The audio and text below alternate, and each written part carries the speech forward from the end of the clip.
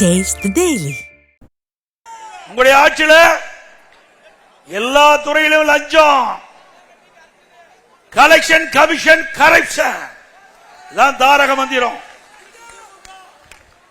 இந்த ஆட்சி வந்து திராவிட முன்னேற்ற கழக ஆட்சிக்கு வந்த பிறகு எங்கேயுமே லஞ்சம் கொடுக்காத எந்த வேலையும் நடக்காது. மிக மோசமான சூழ்நிலை இருக்குது. திராவிட முன்னேற்ற கழகம் ஆட்சிக்கு வந்த பிறகு 7737 கொலைகள் நடந்திருக்குது. 4 வருஷத்துல 7737 கொலை. இந்த 6 மாசத்துல மட்டும் 730 கொலை தமிழ்நாட்டில் நடந்திருக்குது. இதுக்கு என்ன காரணம்? கஞ்சா போதை பொருள் எல்லா பக்கமும் தாராளமா விற்பனை ஆகுது. கஞ்சா விற்காத இடமே இல்லை. மாணவர்கள், இளைஞர்கள், பொதுமக்கள் கஞ்சாவை பயன்படுத்தி சீரழியக்கூடிய காட்சி திமுக ஆட்சியில பார்க்கிறோம்.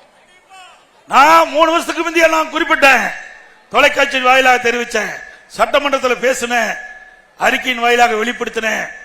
அப்பெல்லாம் இந்த ஆட்சியால் கண்டுகொள்ளவில்லை. இன்றைக்கு போதைப் பொருள் நிறைந்த மாநிலமா தமிழ்நாடு காட்சியளிக்குது.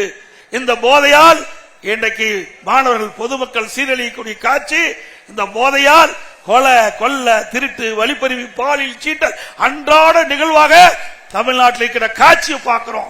ஒரு கேவலமான ஆட்சி நடந்துட்டு இருக்குது. இன்றைக்கு முதலமைச்சர் என்ன சொல்றாரு? போதையின் பாதையில் செல்லாதீர்கள். தொலைக்காட்சியில போதையின் பாதையில் செல்லாதீர்கள். எதையா நான் 3 வருஷத்துக்கு முந்தைய சொன்னேன். நீ கேட்டிருந்தா, இந்த போதைப் பொருளை தடுத்திருந்தா இந்த இளைஞர்கள், மாணவர்கள் பாதிக்கப்பட்டிருப்பாங்களா? இப்படிப்பட்ட ஆட்சி தேவையா? சொல்லுங்க.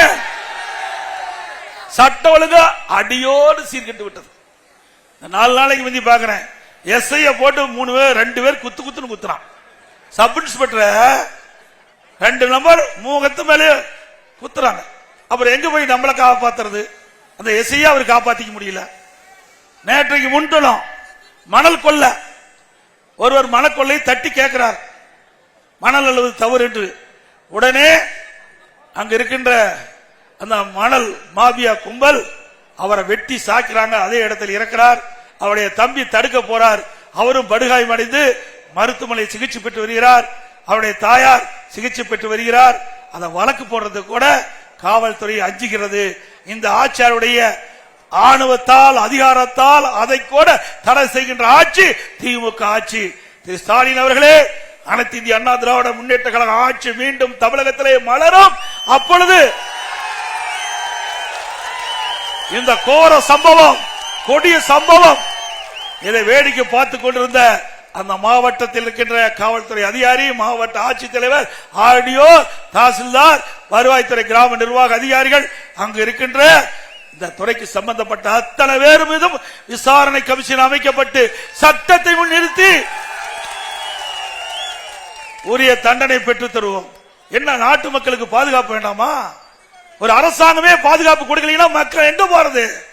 பயிர வேலை பாதுகாப்பதை போல மக்களை பாதுகாப்பது அரசுடைய கடமை. ஒருத்தர் வெட்டி சாக்கிறாங்கன்னா அதை வேடிக்கை பார்க்கிறாங்க. இப்படிப்பட்ட ஒரு கொடுமையான ஆட்சி தேவையா? தேவைங்களா?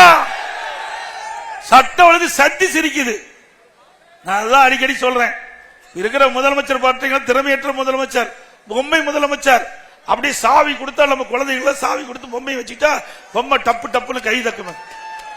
இப்படி கை தட்டுற முதலமைச்சர் வச்சுட்டு எப்படி நாட்டை பாதுகாக்க முடியும்? பாதுகாக்க முடியுமா? ஒரு நல்ல ஆட்சி தமிழகத்திலே மலர வேண்டும்.